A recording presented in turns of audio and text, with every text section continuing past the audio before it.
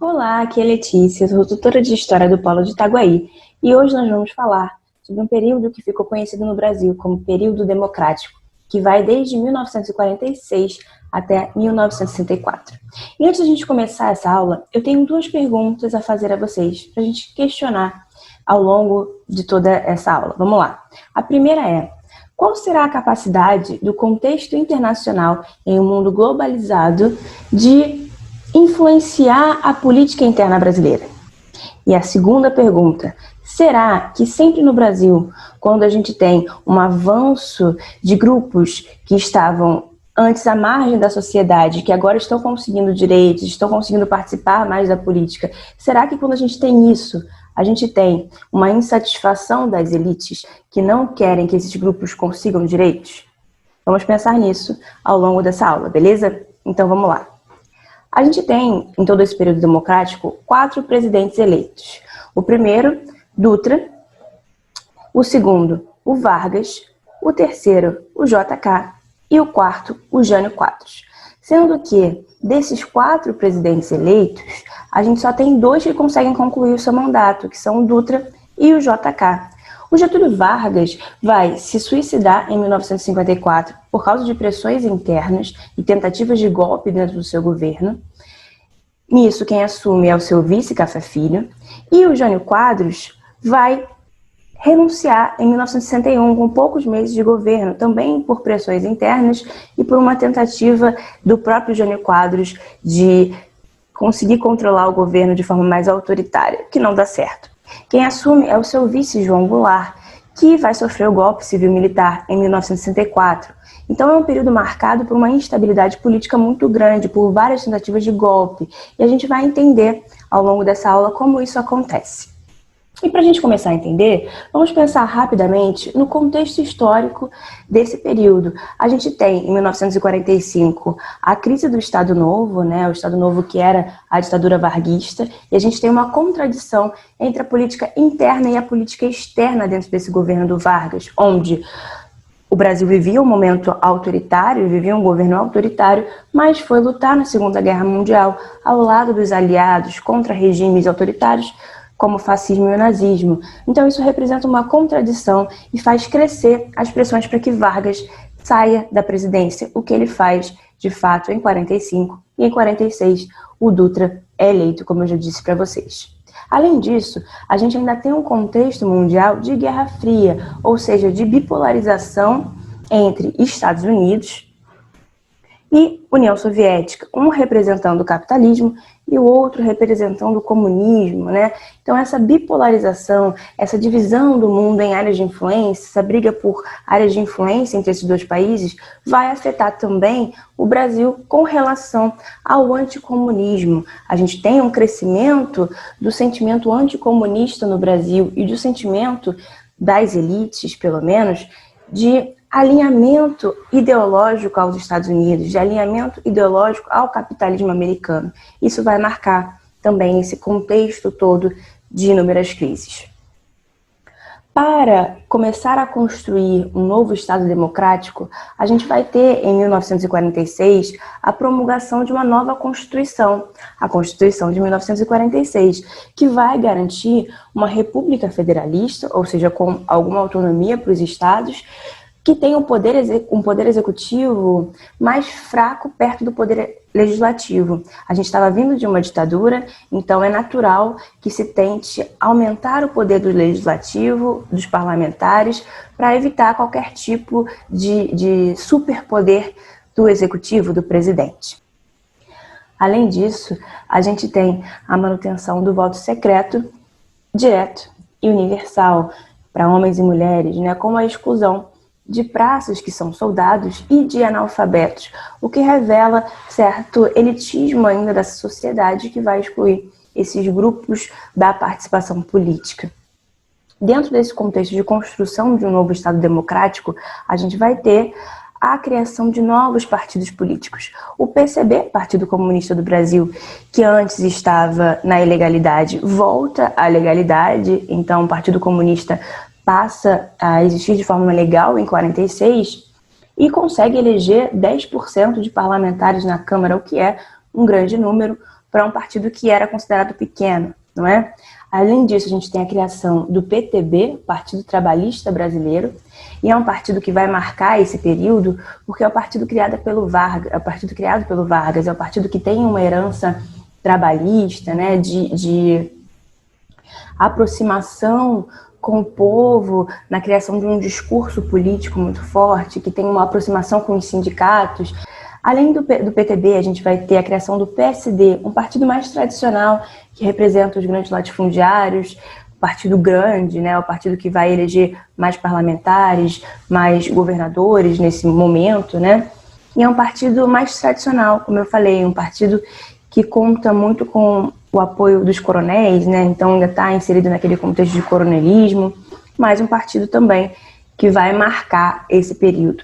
E o outro partido que vai marcar o período é a UDN, a União Democrática Nacional. A UDN é o partido dos bacharéis, é o partido dos intelectuais de direita e dos empresários que querem uma associação direta do Brasil com os Estados Unidos, né? É um partido que vai querer a não intervenção do Estado na economia. A gente vai ver que é uma luta constante desse partido dentro do período democrático, porque o que a gente vai ter nesse período é uma intervenção do Estado na economia, e é um partido que vai querer também a vinda de empresas estrangeiras para o Brasil, né? Uma abertura do mercado brasileiro para o capital externo, o que também vai marcar as disputas de todo esse período democrático. E vamos lá, o que marca, o que constrói esse período democrático? Como eu falei para vocês, a intervenção do Estado na economia, e essa era uma das brigas do partido UDN com os presidentes desse período, não é? Então a gente tem a criação do nacional desenvolvimentismo, a ideia de desenvolver a economia brasileira, desenvolver a indústria brasileira a partir de um controle do Estado. Isso vai ter vários marcos, né? Mas os principais que eu destaquei para vocês são a criação da Petrobras pelo Vargas em 1953 e o plano de metas do JK, né? Um plano que visava desenvolver o Brasil 50 anos em 5 e um plano que dividia as áreas de investimento de cada tipo de capital a cada tipo de indústria. Como assim? A gente tem a criação do tripé desenvolvimentista, que era baseado no investimento estatal do Estado, né, do dinheiro do Estado nas indústrias de base e na infraestrutura, o investimento do capital nacional, das empresas nacionais, das indústrias nacionais em indústrias de bens de consumo não duráveis, roupas, alimentos, e o investimento do capital estrangeiro nas indústrias de bens de consumo duráveis, eletrodomésticos, carros, automóveis, né? O governo do JK é marcado por esse crescimento do rodoviarismo, dos automóveis. Então, esses são os grandes marcos, mas o nacional desenvolvimentismo é muito maior, marca esse período todo e é sempre baseado nessa intervenção e nesse controle do Estado na economia a partir do planejamento econômico, mesmo que tenha, sim, algum tipo de investimento estrangeiro aqui. É o Estado que controla. Além disso, a gente tem um período marcado pelo grande êxodo rural, o que vai mudar um pouco o perfil dos operários. O que é o êxodo rural? A gente tem a migração de muitas pessoas do campo para a cidade. Nesse caso, principalmente da região Nordeste para a região Sudeste. A gente vai ter muita gente vindo para grandes cidades como Rio de Janeiro, como São Paulo, né? Muda-se o perfil dos operários, que agora vão ter direitos que eles não tinham no mundo rural, não é? A gente vai ver também a luta por esses direitos e faz com que as cidades fiquem superpovoadas. A gente tem um aumento da população nas cidades, o que vai causar problemas de moradia, problemas de transporte, não é? As cidades crescem sem planejamento. Então, é um dos marcos desse período também, o que vai causar algumas tensões sociais, não é? E essas tensões sociais são mais estimuladas ainda pela questão econômica. A gente tem uma crise econômica muito grande nesse período através do endividamento do país e do aumento da inflação. Junto com isso, a gente tem pouco aumento do salário, então o custo de vida fica muito maior do que deveria ser, e a população mais pobre, não é? Os camponeses, os operários, têm a sua vida muito dificultada por essa questão da inflação e do aumento do custo de vida. Isso também vai aumentar, vai fazer com que aumente as tensões sociais que é o que a gente vai ver com o surgimento de novos atores sociais.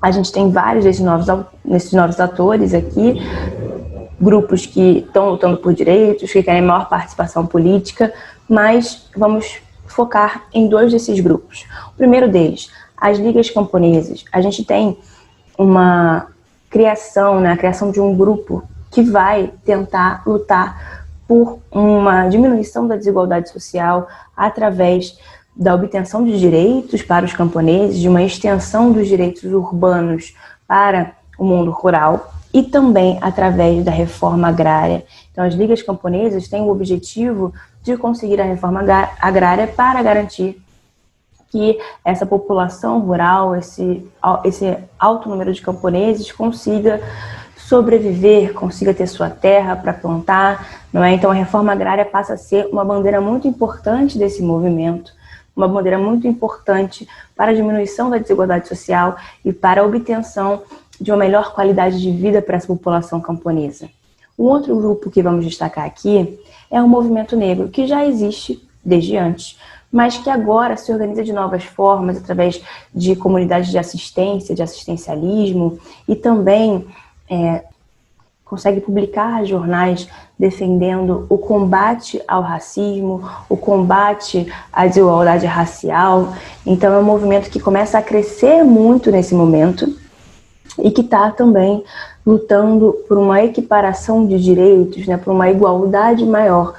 Então a gente tem vários grupos surgindo e crescendo nesse movimento, uma expansão da luta por direitos, uma expansão da inserção desses grupos na sociedade política e na luta política de maneira geral. É claro que isso vai gerar algumas reações. A gente tem uma insatisfação grande das classes dominantes com essa participação desses grupos, com essa tentativa de obtenção de direitos e também com esse Estado que está intervindo na economia e que é marcado também pelo trabalhismo, né, que vocês já viram na aula passada sobre Vargas, pela aproximação do governo com as classes populares. Isso é algo que causa insatisfação, junto com o sentimento anticomunista que está predominante no período. A gente tem várias tentativas de golpe de Estado, né? Então é um momento muito instável, como eu falei para vocês. E para aumentar essa instabilidade, a gente tem um avanço de tecnologias de informação aqui, então uma expansão do rádio, que já vem desde o governo Vargas, mas agora também uma expansão da TV, uma expansão desses meios de comunicação de massa, não é? Que acaba fazendo com que se tenha mais espaço ainda para propaganda. E a gente vai ter dois órgãos importantes que vão ser também responsáveis por essa instabilidade do período, que são o IPES e o IBAD, né? O Instituto de Pesquisa e Estudos Sociais e o Instituto Brasileiro de Ação Democrática. Esses órgãos são financiados por empresários e tentam desestabilizar alguns governos vinculados ao trabalhismo, como, por exemplo, o governo do João Goulart, que é o governo que a gente vai focar aqui por uma questão de ter sido o governo que sofreu o golpe civil-militar de 1964, não é mesmo? Então o IPES e IBAD funcionava com financiamento de empresários, com financiamento até mesmo do governo dos Estados Unidos e tentava desestabilizar o governo do João Goulart. O governo do João Goulart é marcado por um trabalhismo muito forte, também por uma tentativa de conciliação do presidente. Logo no início, quando ele assume, ele tem uma tentativa de golpe e acaba governando no modelo parlamentarista de governo, não mais no modelo presidencialista. Em 63, a gente vai ter um plebiscito onde ele vai assumir como presidente no regime presidencialista aqui no Brasil. Dentro desse governo presidencialista, ele vai tentar estabelecer algumas reformas para modificar as estruturas do Brasil e para garantir uma distribuição de renda, né, para garantir uma diminuição da desigualdade social no Brasil. Essas reformas ficaram conhecidas como reformas de base. E o que eram elas? Elas eram reformas, como eu falei, estruturais. A primeira delas, a que é considerada a mais importante, é a reforma agrária, que era uma pauta dessas ligas camponesas, como eu disse para vocês, e previa a expropriação de terras que não estavam sendo ocupadas, que não eram produtivas, e a indenização desses proprietários através de títulos da dívida pública. A gente tinha, junto com a reforma agrária, a reforma urbana, que visava também desapropriar apartamentos, prédios, lotes nas cidades que também não estavam sendo ocupados, né? De pessoas que deviam dinheiro ao governo, que não pagavam impostos, que não estavam ocupando esses prédios, né? Muitos prédios de empresas que já tinham falido. Então a gente tinha, como eu falei, aquele problema de moradia, um problema de ocupação das cidades e de crescimento desordenado, sendo que tinha muitos prédios vazios que poderiam ser ocupados, não é? Então essa também era uma das reformas, uma das pautas das reformas de base.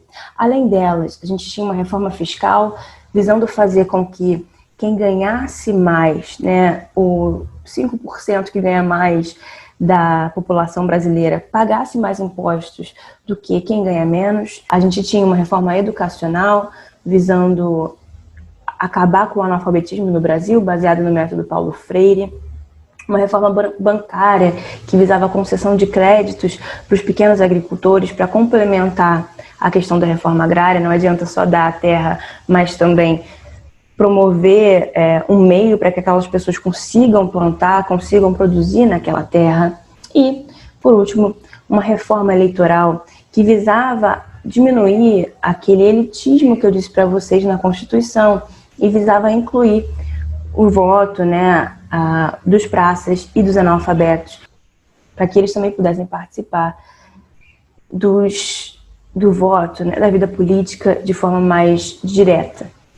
E é aí que a gente tem essas reações das elites, não é? A gente começa a ter... A gente já tinha uma pressão grande dos empresários, a gente vai ter uma pressão dos grandes agricultores que não querem a reforma agrária, dos empresários que estão insatisfeitos com a intervenção do Estado na economia, das classes altas de maneira geral, que não querem essa reforma fiscal, das classes médias.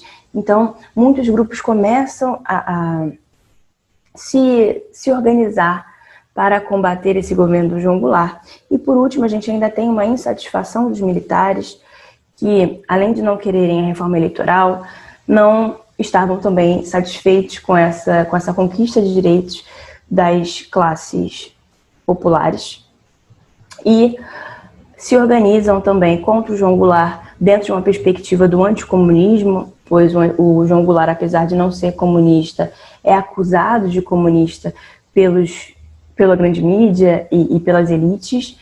Então, tem uma conspiração golpista dessas elites, dessa classe média e dos militares, que vai culminar no golpe civil-militar de 1964.